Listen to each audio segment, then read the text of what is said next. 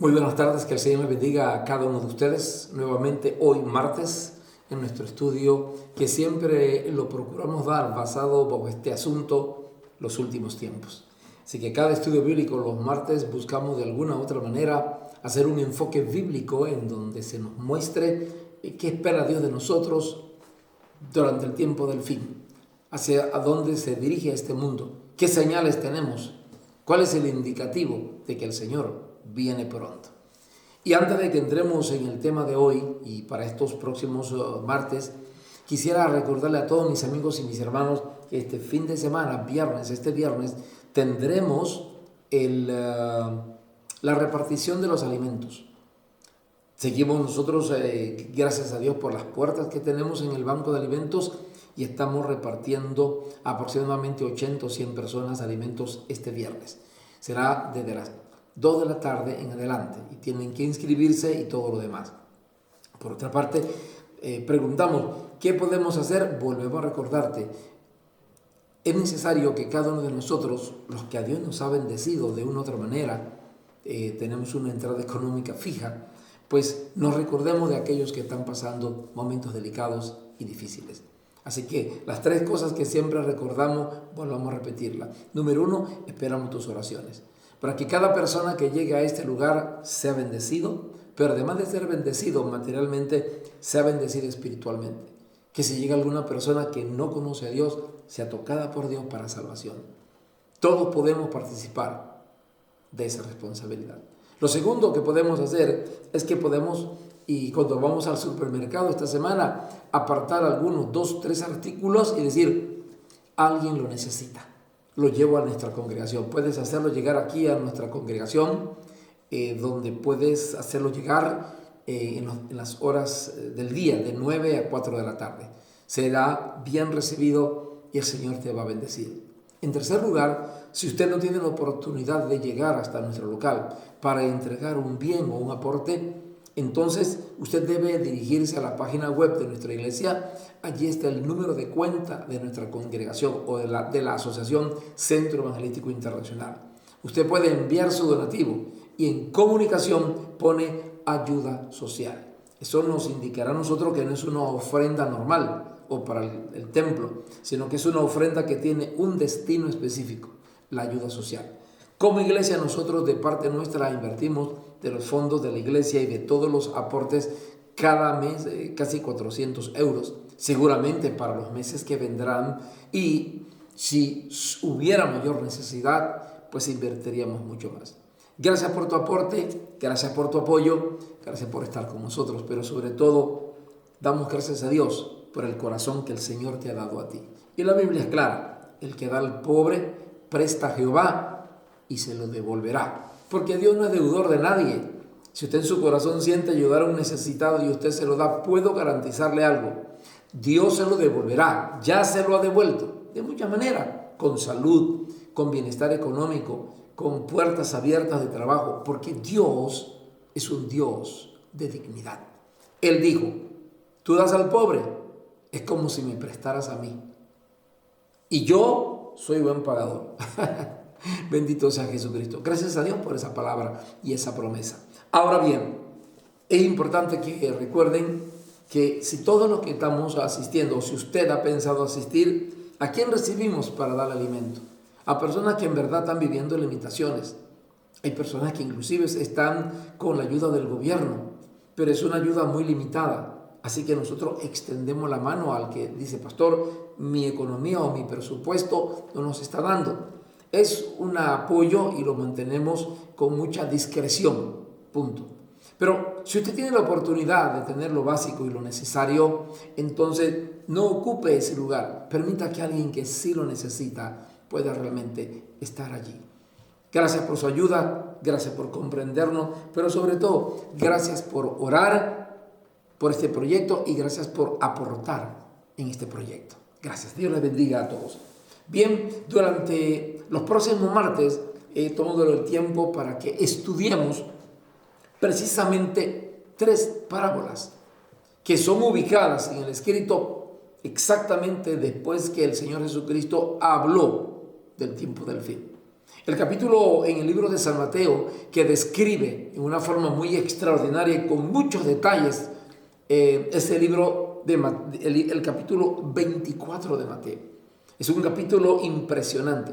Cada vez que usted lo lee y yo lo leo, siempre hay cosas nuevas que extraer. Siempre hay una luz que viene a nuestra mente y que nos hace ver que el mundo que nos rodea está dando señales de que esa palabra se está cumpliendo. Y es el libro de Mateo capítulo 24. Es un libro profético. En el capítulo 24, que Jesucristo toma el tiempo para responder a una pregunta que hicieron los discípulos. Y el Señor había hablado de una u otra manera de todo lo que iba a ocurrir, pero en ese momento los discípulos se acercaron y se acercaron al Señor para saber qué es lo que iba a acontecer. Y dice el capítulo 24:3, estando él sentado en el monte de los olivos, los discípulos se le acercaron aparte diciendo, dinos, ¿cuándo serán estas cosas?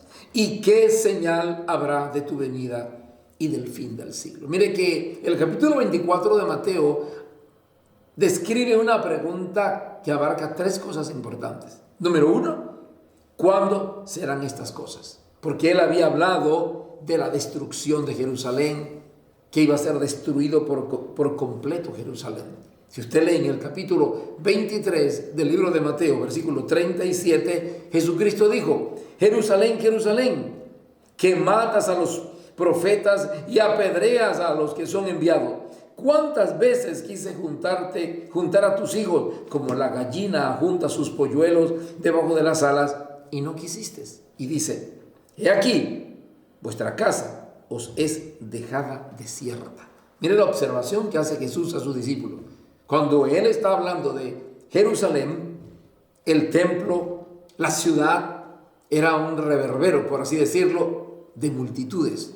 Había un comercio fuerte y aunque estaban bajo el imperio romano, el movimiento de Jerusalén era muy fuerte.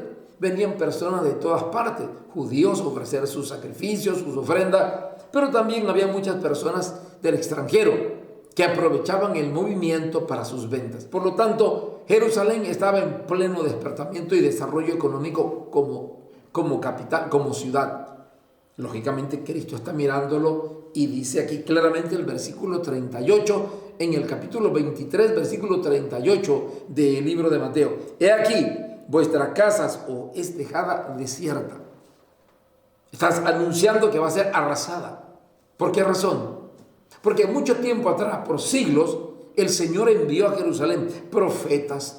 Una y otra vez enviaba profetas que les anunciaban arrepentidos, porque Israel se introdujo en el pecado. Cuando Cristo viene en este momento, Israel tiene una religión fría. Tenían normas y reglas, pero lejos de Dios. Todo el sacerdocio conocía las leyes de memoria, pero su vida personal era un desastre. Habían ladrones, adúlteros, de todo había. Siempre con la picardía, con el juega vivo, como decimos en mi país, ¿verdad? En negocios incorrectos. No tenían el temor de Dios. Se aprovechaban de los débiles, de los ignorantes. Así que era una religión corrompida. Pero la política de la misma Jerusalén era desastrosa. La injusticia, los jueces siempre dictaminando leyes en favor de los malos y robándole a la gente humilde y sencilla. El Señor por mucho tiempo, sabiendo el pecado de Israel y que vendría juicio, envió profetas, envió siempre hombres que anunciaban que venía juicio. Y muchos de ellos fueron apedreados y murieron. En este caso, traemos a la memoria un profeta llamado Zacarías, hijo de Joiada, quien murió apedreado en el centro de la plaza por Israel, porque Zacarías proclamó la verdad de Dios, anunció el juicio de Dios por el pecado del pueblo. Por lo tanto, Cristo está allí y dicta esa palabra: esta ciudad será asolada. En el momento era difícil aceptar esa palabra, porque Israel estaba llena de gente. mucho movimiento comercial, y aunque estaban bajo esclavitud por el gobierno romano, sin embargo, era una ciudad con vida comercial, de hogar, en fin, niños en las calles, los vendedores, los mercaderes. El Señor vino y dijo: será desierta esta ciudad, quedará desierta. ¡Wow! Debe haber sido muy impactante lo que Cristo dijo. Y dice el versículo 39: porque os digo que desde ahora no me veréis hasta que digáis: bendito el que viene en el nombre del Señor. Ahora, los discípulos están pensando en dos cosas. Uno, que Jerusalén va a ser destruida, va a quedar desolada cuando todo tiene vida. ¿Cuándo será esto? Pero también Cristo les anunció a ellos que no le volverían a ver más hasta que Él viniera por segunda vez. Eso llevó a los discípulos a hacer las tres preguntas. Primero, ¿cuándo serán estas cosas? En otras palabras, ¿cuándo vas a destruir tú a Jerusalén? ¿Cuándo va a ser asolada? La segunda pregunta, ¿qué señal habrá de tu venida? Porque el Señor dijo claramente en el versículo 39, bendito el que viene en el nombre del Señor. Está anunciando que no lo iban a ver más, pero que Él retornaría. Y entonces ellos preguntan, ¿qué señal habrá de tu venida? ¿En qué momento vendrás? Y por último, no solamente las señales de su venida, sino las señales del fin del siglo. Es decir, ¿cuándo terminará todo esto? Cristo toma tiempo en el capítulo 24 para señalar todos esos detalles. Son 51 versículos aproximadamente que tiene tiene 51 versículos el capítulo 24 de Mateo, y 48 de ellos están dedicados a responderle a los discípulos esas tres interrogantes. ¿Cuándo va a ocurrir esto? ¿Qué señal habrá de tu venida? ¿Y cuál será la señal del fin del siglo? Una era la venida de Cristo, pero ellos también pidieron señales de cuándo terminaría el siglo. O sea, todo este proceso, ¿cuándo terminará todo? Después de este capítulo 24 del libro de Mateo, tiempo del fin, Cristo tomó tiempo y utilizó tres parábolas. Queremos en estos días estudiar estas tres parábolas. ¿Por qué? Porque estas tres parábolas nos indican y nos señalan a nosotros algo que tiene relación con el tiempo del fin. Cuando el Señor mira el tiempo del fin, tiene la tendencia siempre el Señor a enfatizar aquellos valores que cuando todo termine seguirán en pie. El Señor no en ningún momento toma tiempo para hablar así tanto de tu bienestar económico aquí, de tu casa, de tu carro, de tu fama, de popularidad. Cristo no toma tiempo para enfatizar eso. Todo el Evangelio está enmarcado en un 80% o 90% a señalar de una u otra manera los valores eternos, no los valores terrenales. Por eso todo el Evangelio, Cristo tomó tiempo para hablar del corazón, de la oración, del perdón, de ayudar a los enemigos, los hijos, la forma de vivir los padres, la necesidad de no guardar rencor ni resentimiento, la necesidad de ser justo. Difícilmente usted me va a decir, escucho algunas personas que han dicho observaciones que tienen una mala intención. Yo escuché hace muchos años atrás a un hombre que vino a un país cercano, hizo una conferencia y escuché uno de sus mensajes. Y él decía claramente que estaba impresionado porque todas las parábolas que Cristo enseñó, el 90% tienen relación con el dinero, para enfatizar que Cristo estaba interesado en que usted fuera próspero, porque Él es de la línea de la prosperidad.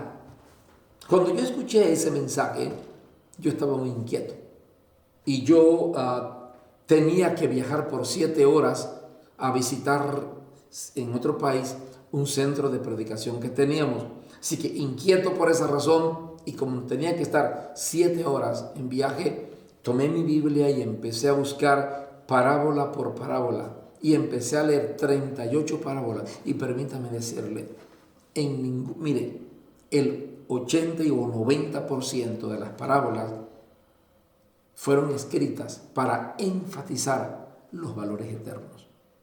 No hay ninguna parábola que en su interpretación real me empuje a mí a pensar que tengo que ser millonario o que tengo que vivir bien, tener 4 carros o ser el más famoso en la historia. No existe. O sea que este hombre solo dijo esa declaración y muchos, en vez de sentarse a leer la palabra del Señor, creyeron a esa palabra. Hermano, yo quiero darte una advertencia, sobre todo por el tiempo en que vivimos. Todo lo que escuches, todo lo que te enseñen, todo lo que oyes, busca la palabra y confírmala.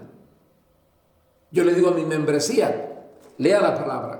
Y si yo como pastor estoy diciendo algo equivocado, por favor, acérquese, hable conmigo. ¿Por qué? Porque soy del principio que cada creyente debe ser parte de una iglesia y parte tiene que tener señal de autoridad, debe tener un pastor, debe ser parte de un redil. Cuando yo soy parte de una congregación, yo soy formado. Pero como creyente, yo tengo que crecer en la fe y en el conocimiento de la palabra. Y estar al tanto. ¿Qué enseña mi maestro? ¿Qué enseñan mis pastores? ¿Qué escuché en la radio? ¿Lo que escuché es cierto o es una falsedad? ¿Dónde estamos? Hermano mío, es el tiempo de Dios. Cuando yo escuché a ese hombre señalar que el 90% de las parábolas hablan de plata, porque su intención era promover en la iglesia los pactos, a declarar la bendita decreto que soy millonario, decreto que tú tendrás miles. El decreto es una herejía. Bíblicamente nadie puede decretar, porque el decreto es una autoridad divina que solo descansa en los labios de Dios. ¿Qué es un decreto?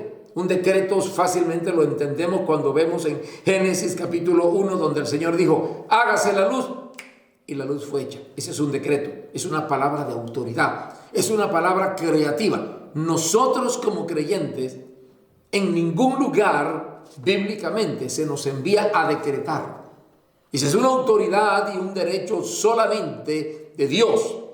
Pastor, ¿y entonces qué hacemos nosotros? La Biblia me enseña que yo fui establecido aquí para proclamar los decretos de Dios. Es decir, yo anuncio lo que Él determinó, no lo que yo determino, lo que Él determinó. Por eso, al estudiar este tiempo la palabra y escucharlo del tiempo del fin, yo le recomiendo, vuélvase a la palabra. Vuélvase a la palabra. Tome tiempo para estudiarla. Ahora, después del capítulo 24 de Mateo, cuando Jesucristo tomó tiempo, mucho tiempo, para enseñar sobre el tiempo del fin, inmediatamente Él habló de 3 grandes parábolas. Hoy empezaremos con la primera y procuremos alcanzar el máximo del tiempo para explicarla. ¿Y qué relación tiene esta parábola con el tiempo del fin? Capítulo 24, estudiemos la primera en el día de hoy. Versículo 14. Porque el reino de los cielos es como un hombre. Mire usted que la palabra como es una comparación. Hay que recordar que en la interpretación bíblica el Señor utiliza frases de comparación para mostrar una verdad. Y mire usted que hay un texto bíblico donde dice la Biblia que si el hombre fuerte no fuere atado, no podríamos vaciar la casa. Es una comparación. Y algunos utilizan ese texto para decir que a Satanás hay que atarlo. Y el único texto bíblico que utilizan es ese. Pero resulta que aquí hay una comparación. Se usó un acto físico para enseñar una verdad. ¿Qué fue lo que el Señor quiso decir con esa expresión en ese texto? Que si quieres vaciar una casa, robarla, tienes que entrar y atar al hombre fuerte, o sea, al dueño de la casa, para poderlo hacer. Eso significa que si nosotros como iglesia queremos conquistar al mundo, tenemos que usar la autoridad de Dios para quitar al enemigo, limitarlo con la autoridad de Dios y poder conquistar poco a poco las almas para el Señor, no las cosas materiales. Pero en ningún momento la comparación me da a mí o me otorga a mí el derecho a atar a Satanás, porque es antibíblico, ni atar a Satanás ni a los demonios. Yo escucho gente atando promesas. Hay una persona predicando y dijo, yo ato esa promesa. Hermano, las promesas no se atan. Las promesas del Señor se viven, se creen, no se atan, se creen. Toda promesa está ligada a un compromiso. Toda promesa, mira lo que el Señor dijo: pídeme y te daré. Ahí hay una promesa, yo te voy a dar, pero tienes que pedirme. Mientras usted no doble su rodilla a clamar a Dios, no espere que Dios provea. Buscad y hallaréis. El Señor me enseña a mí que yo voy a encontrar grandes cosas, pero tengo que buscarle. No llegan por arte de magia, no. Por mi parte, buscarla. En todo momento es así. Toda promesa está ligada a un compromiso. No me venga a mí, a usted, a decir que usted va a atar una promesa. Las promesas no se atan. Eso es una mentira. Las promesas se creen y se reciben cuando yo cumplo la demanda de la promesa. Entonces, es importante mirar el texto bíblico para no hacer interpretaciones equivocadas. Si escuchas que alguien dice algo extraño, tienes que preguntarte, ¿qué dice la palabra del Señor? Ahora aquí el Señor utiliza una comparación y dice que el reino de los cielos es como, para recordarnos que es una comparación, y esa comparación con algo tiene una verdad que enseñarnos en el reino de los cielos. Sigamos. Es como un hombre que, yéndose lejos, llamó a sus siervos y les entregó sus bienes. Observa muy bien que habla de un hombre que es amo de un local, de una ciudad, pero él se tiene que ir muy lejos. Y a todos sus siervos, sus trabajadores, les entregó sus bienes. Y claramente dice la Biblia que le entregó talentos. Eso simbólicamente lo comparamos con Jesucristo. Él vino, estableció el reino de los cielos, pero Él se ha ido y volverá. Pero al irse, le entregó dones a los hombres. Miren lo que dice la Biblia en Primera de Pedro capítulo 4:10. Cada uno conforme al don que ha recibido. No el que él inventó, el que ha recibido. Hermano, tú y yo tenemos dones de Dios, talentos, capacidades, ministerios y funciones que yo no soy el que las genero. Yo no las crié. Dios me lo entregó. Si usted es un hombre muy capaz, si eres muy bueno con las lenguas, eres muy sagaz para los negocios, no todos tienen esa virtud. Eres muy bueno en los talentos musicales, o tienes esa virtud, esa capacidad extraordinaria de dominar toda la nueva tecnología. Hermano, no viene de ti. Dios te lo entregó. Es parte de los dones y talentos que el Señor ha entregado, y por eso no importa cuántas personas digan, no, yo hago lo que quiero.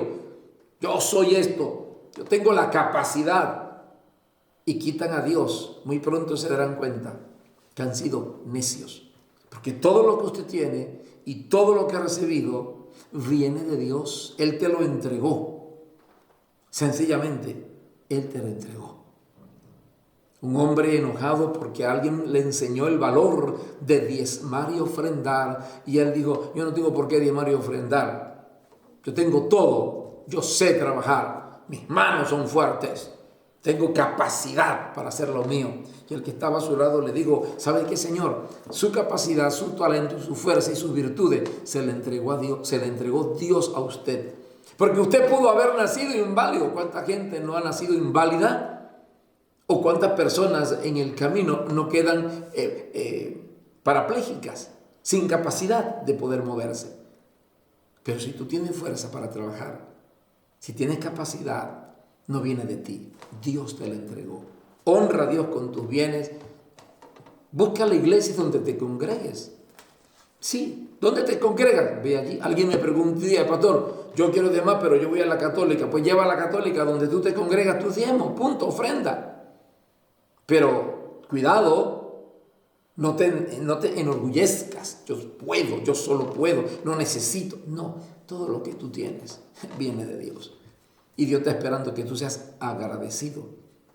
Dice aquí el texto bíblico que el amo se fue y entregó los bienes.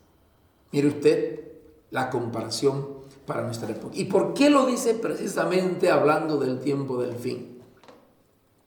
Porque es una época en que la Biblia señala que habría mucho afán en la tierra.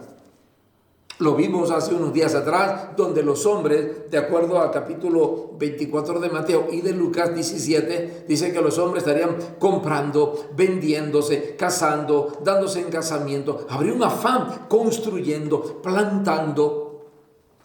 Es una época en que todos los talentos, las capacidades de los hombres están siendo entregadas, sí, y se están poniéndola a funcionar, pero para ellos. Su bienestar, su yo, su ego, mi mundo, mi casa, solo para ellos.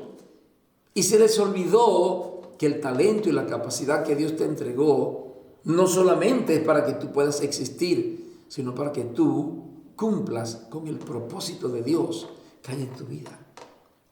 Si eres un hombre muy talentoso en todo lo que es la informática, ¿cuánto de esa capacidad entregas para que el reino de los cielos se extienda?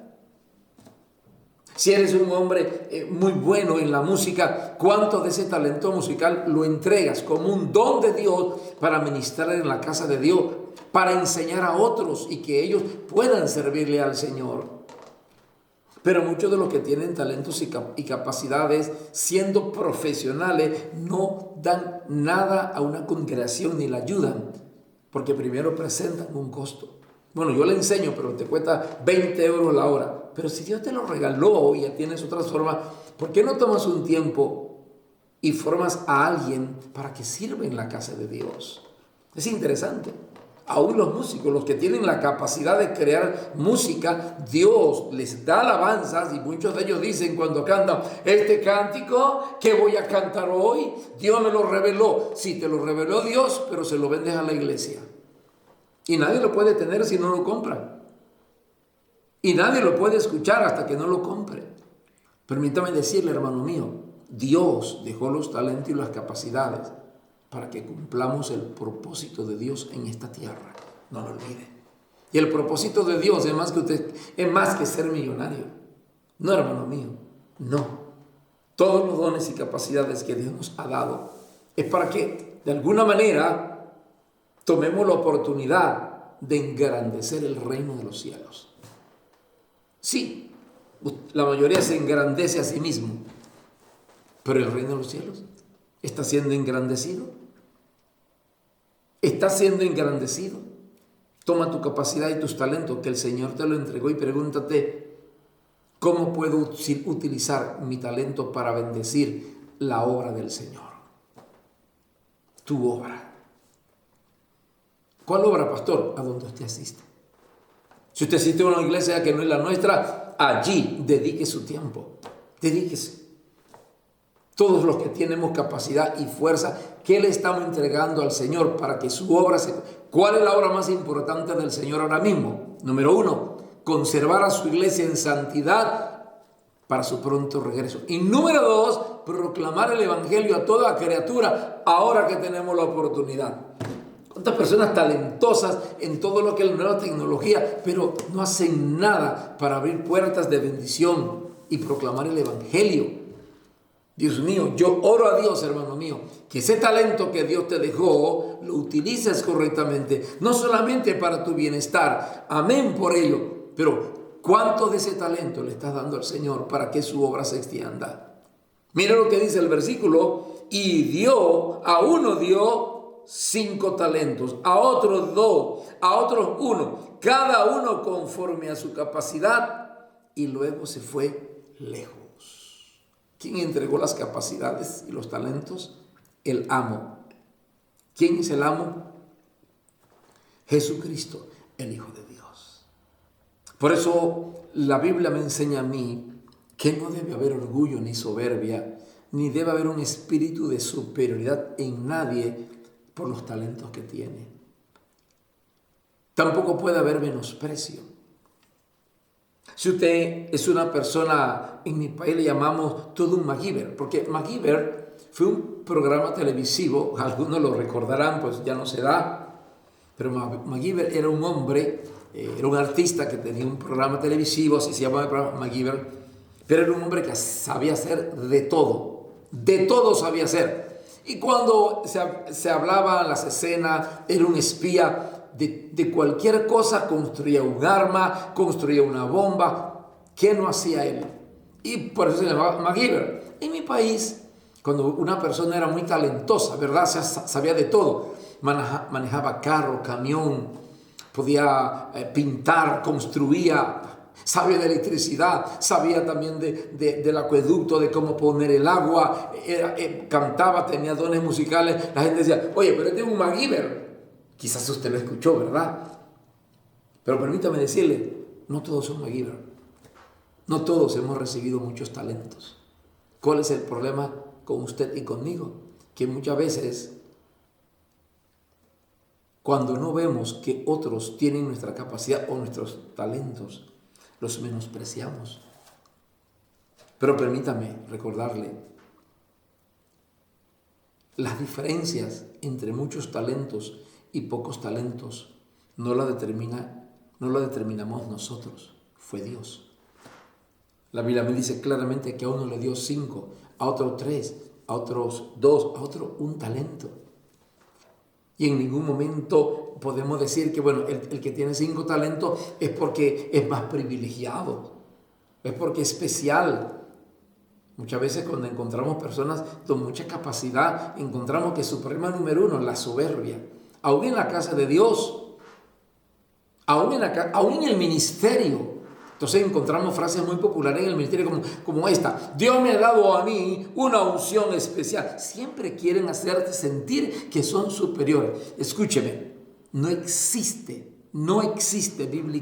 bíblicamente no existe unción especial. Lo que sí existe es diversidad de ministerios, diversidad de capacidades, talentos y dones. Hermano mío, si tú te has sentido limitado en algunas cosas para dominar o los idiomas o la nueva tecnología o para la música o para muchas cosas, hermano, no te sientas frustrado. Dios es el que da los talentos. Punto. Más nadie. Hoy hablaba con un hermano mío que le encanta la informática, pero él me decía a mí que desde que fue joven él veía ciertas cosas y él mismo investigaba y lo aprendía. Por eso lo dijeron, y estudié informática, porque en ti hay una capacidad especial para eso. En ti ese don. Hay otros que por más que estudiemos se nos complica usar un ordenador. Mucho más colocar todas las cosas que existen hoy, los nuevos programas, en fin. No te frustres, hermano mío. Dios dio dones. Preocúpate por saber cuál es el don y cuál es la capacidad que Dios te entregó. Desarrolla, foméntala, cultívala y no te olvides. Esta parábola fue colocada en este tiempo precisamente para recordarnos a todos nosotros que en el tiempo del fin, a causa del afán que va a existir en el tiempo del fin de los hombres, tener, comprar, sembrar, a los hombres se les ha olvidado darle a Dios lo que le pertenece. Y esta parábola nos recuerda que en ti y en mí hay talentos. Dios te entregó algo y la pregunta es, ¿estoy dándole a Dios lo que le pertenece con mi capacidad? Si Él me dio a mí ciertos dones y capacidades, ¿qué tanto le doy de lo mío para que se cumpla el plan de Dios? ¿Cuál es el plan de Dios? Que todo hombre, todo cristiano permanezca hasta su pronto regreso. Y que todo hombre escuche el Evangelio a través de la proclamación del Evangelio. ¿En qué puedo yo utilizar mi capacidad y mi talento en este tiempo del fin para aumentar y desarrollar la proclamación del Evangelio y que los creyentes sean formados correctamente y crezcamos en la fe? Hermano mío, con tanta tecnología, cuánta necesidad de hombres y mujeres capaces de formar, crear materiales de estudio, capacitar a otros para utilizar la tecnología. Yo doy gracias a Dios por un hermano en nuestra congregación que él es muy bueno en lo que es la informática y él tomó a todos nuestros maestros, como teníamos que dar la escuela bíblica, la traspasamos en online porque no nos podíamos congregar, pero hombre, más de la mitad de mis maestros de escuela dominical o de escuela bíblica nunca habían dado clases a través de online, los programas de Zoom o por Skype. Nunca lo utilizaron, ¿verdad? Entonces, o por WhatsApp. Este hermano convocó a los maestros y tomó varios sábados para enseñar a todos los maestros cómo dar una buena clase. Usó el talento que Dios le dio y realmente él nunca cobró por eso, porque él sabía, y todos sabemos, que los talentos y capacidades son entregados a la iglesia del Señor y a su pueblo para que lo aporten lo que le pertenece, lo aporten para la extensión del reino de los cielos. Que el Señor nos ayude, que Dios nos ayude. Es más, el que yo esté aquí transmitiendo este programa es porque hay un hombre atrás de esta cámara que se su don y su profesión y ha tomado tiempo para venir y grabarme. Ese talento, esa capacidad de grabar, de transmitir esta grabación a un programa, de hacerlo hermoso y tratar de hacerlo lo mejor posible, es un talento. Y él toma cada semana tiempo para hacer esto.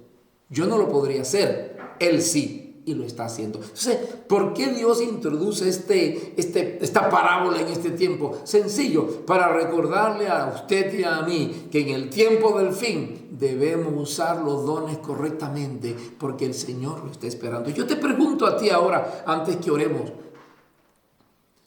¿cómo estás usando tus talentos y tus capacidades para que los hombres conozcan de Jesús?